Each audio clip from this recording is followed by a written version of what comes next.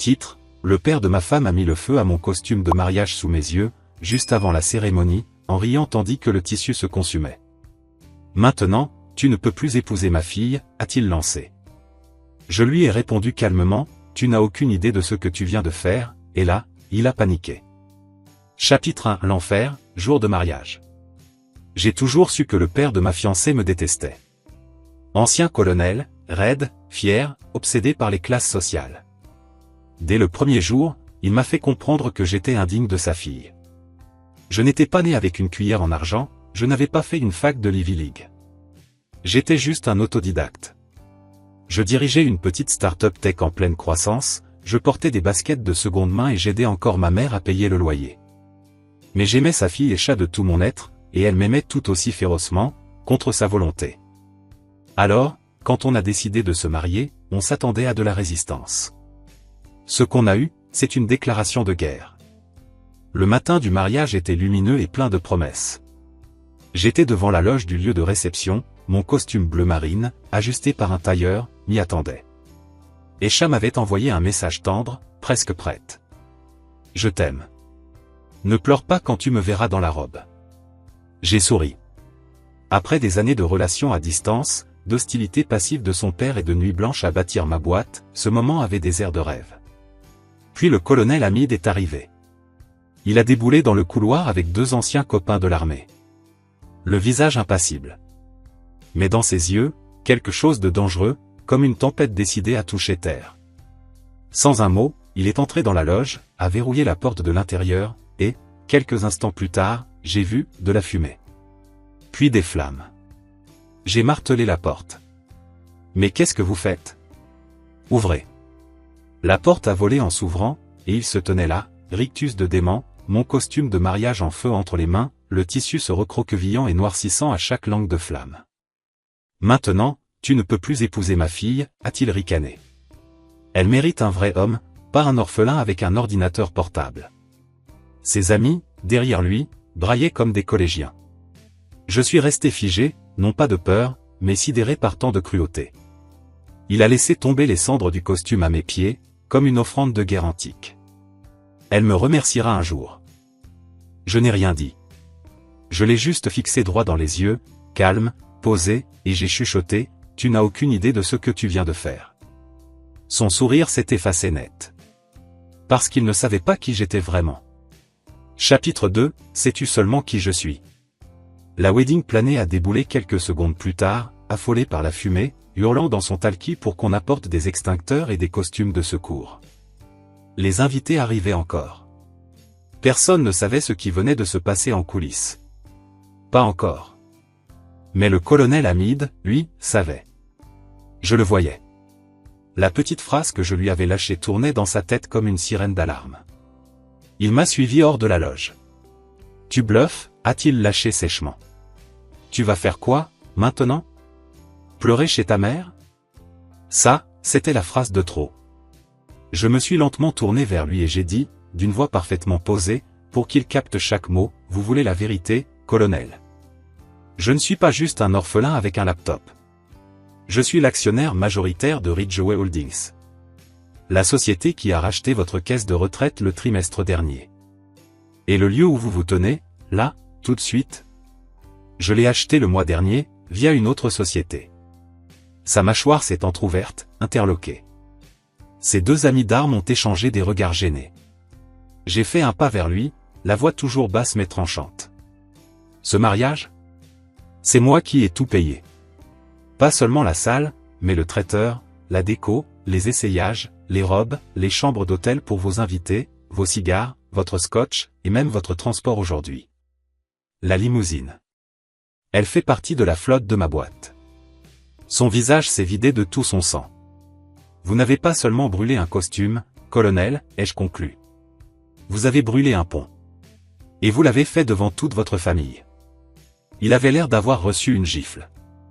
À ce moment-là, mon témoin est sorti, tenant un smoking de secours que j'avais prévu des semaines plus tôt en cas de sabotage. Je l'ai pris, j'ai hoché la tête, et je suis retourné calmement vers la loge. Non sans ajouter par-dessus mon épaule, profitez de la cérémonie. Je veillerai à ce que les photos immortalisent votre expression, aujourd'hui. Elle n'a pas de prix. Chapitre 3 La cérémonie, inoubliable. Je suis revenu dans la salle avec assurance, vêtu d'un smoking noir profond qui irradiait une défiance silencieuse. Mon témoin a ajusté mon col et m'a soufflé, on dirait la vengeance faite homme. Les invités se sont retournés, certains murmuraient, surpris par le changement de tenue, d'autres applaudissaient doucement, sans se douter du chaos qui venait de se produire. Mais pas son père. Il se tenait près de l'allée, une coupe de champagne à la main, satisfait de lui. Son rictus s'est évanoui dès qu'il m'a aperçu. La flûte a glissé de ses doigts et s'est brisée. Je me suis approché lentement et j'ai dit, juste assez fort pour que les proches entendent, « Tu n'as aucune idée de ce que tu viens de faire. » Il a dégluti. « De quoi tu parles ?» Je me suis penché et j'ai murmuré, « Les caméras, vieux monsieur. On t'a filmé en train de cramer un costume à 10 000 $ sur une propriété privée. » Avec préméditation. Sa mine est devenue d'un gris verdâtre. « Tu bluffes. » J'ai fait signe à l'équipe du lieu. Quelqu'un a roulé une petite télé sur un support. J'ai appuyé sur lecture. Le voilà, à l'écran, riant comme un forcené pendant qu'il aspergeait le costume d'essence avant de craquer l'allumette. Des exclamations horrifiées ont rempli la salle. La famille de la mariée était atterrée. Je me suis tourné vers les invités, stupéfait, « Mesdames et messieurs, pardon pour l'interruption, mais il me semblait important que vous voyiez quel genre d'homme a tenté de saboter cette journée. » L'officiant était figé. Ma fiancée a couru dans l'allée vers moi, paniquée. « Je suis tellement désolé, a-t-elle soufflé. Je ne savais pas qu'il irait jusque-là. » J'ai hoché la tête, doucement. « Tu veux toujours m'épouser. » Elle a hoché en larmes. « Plus que jamais. » Je me suis tourné vers l'assemblée. « Alors, marions-nous. » La cérémonie a repris, son père a été escorté dehors, muet, vaincu, et désormais sous le coup de poursuites pénales. Mais ce n'était que le début. Chapitre 4 La riposte. Le mariage a continué. Sans accroc. Les vœux, le baiser, les applaudissements, tout résonnait d'autant plus fort après le chaos. Mais dehors, l'orage grondait. La vidéo de son père mettant le feu à mon costume était déjà en ligne. Mon témoin, petit génie discret des RP, l'avait posté sur un blog de mariage avec cette légende, le marié reste calme tandis que le père de la mariée tente de saboter la noce. La justice a fait son œuvre en quelques heures. C'est devenu viral. Les commentaires déferlaient, cet homme mérite une standing ovation. Faut être sacrément toxique pour vouloir ruiner le bonheur de sa fille. Le marié a géré ça comme un boss. Et son père? C'était fini. La chute a commencé. La police locale m'a contacté dès le lendemain. J'ai porté plainte. Pas seulement pour incendie volontaire, mais aussi pour intimidation. Le propriétaire de la salle s'est joint à la procédure, pour dégradation de biens et mise en danger des invités. Sa photo d'écrou a rapidement fleuri sur les sites d'infos. Pire encore, il était PDG d'une petite entreprise locale plutôt remarquée. Enfin, il l'était. Son conseil d'administration l'a poussé à démissionner moins de 48 heures après que la vidéo a explosé. Il a perdu des sponsors. Il s'est fait ridiculiser en ligne, allumé en interview, devenant la caricature du beau-père suffisant. Mais pendant que le monde riait, moi, je me concentrais ailleurs. À protéger ma femme. Elle était anéantie, humiliée par les actes de son propre père, et terrifiée à l'idée qu'on puisse la blâmer. Je l'ai rassurée, ça n'arriverait pas. Et j'avais raison. Les gens se sont rangés de notre côté. On a reçu des messages d'inconnus. Des lieux de réception nous offrant la lune de miel. Et même un cabinet d'avocats proposant de gérer l'affaire pro bono. Mais il restait un dernier rebondissement. Sais-tu seulement qui je suis? Une semaine après le mariage, un journaliste local m'a appelé. Il préparait un papier de suivi sur l'incident devenu viral. « J'aimerais glisser un mot sur vous », a-t-il dit. Mais par curiosité, avant de publier quoi que ce soit, pouvez-vous me confirmer un point? Allez-y, ai-je répondu. Êtes-vous Daniel Rod, le même Daniel Rod qui a créé le logiciel d'intervention d'urgence adopté par le Système national de santé l'an dernier? J'ai souri. Oui, c'est moi. Silence au bout du fil. Bon sang. Voilà qui explique tout. La révélation qui a tout changé. Vous voyez, je n'étais pas juste un type qui épousait une fille de bonne famille. J'étais ce type-là. Un entrepreneur tech autodidacte. Le fondateur d'une start-up de cybersécurité rachetée pour des millions. L'homme qui conseillait désormais des agences fédérales et concevait des systèmes critiques pour des hôpitaux et des infrastructures d'urgence. Je n'en avais jamais fait étalage. Je préférais rester discret. Ma priorité, ça avait toujours été ma fille. Et désormais, ma femme. Mais son père n'avait pas fait ses devoirs. Il m'avait catalogué comme inférieur. Un gendre jetable.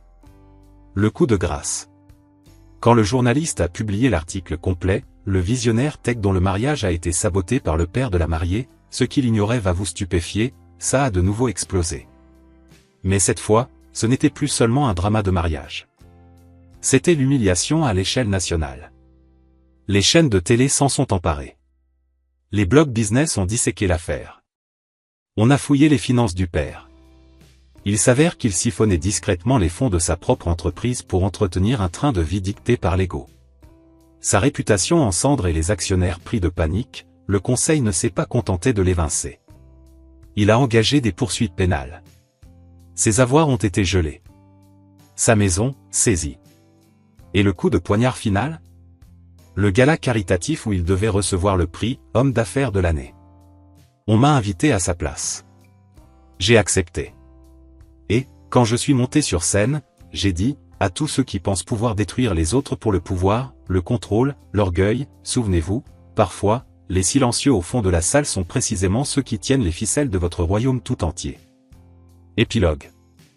Ma femme et moi avons passé notre lune de miel à Florence, en Italie, entourés d'art, de musique et de paix. Nous n'avons pas parlé de son père. Ce n'était pas nécessaire. Le monde avait déjà répondu pour nous. En arpentant les ruelles pavées, main dans la main, elle m'a soufflé avec un sourire, il croyait avoir brisé. Tout ce qu'il a fait, c'est écrire ta légende. Cette vengeance était-elle parfaitement justifiée? Ou la tempête aurait-elle dû faire plus de ravages? Donnez votre verdict ci-dessous. Je lis chaque message. Appuyez sur « J'aime » si vous avez soif de justice et partagez cette histoire avec quelqu'un qui a besoin de sa flamme. Abonnez-vous à Les Liens du Passé, car ici, les trahisons ne dorment jamais, elles traquent leurs auteurs.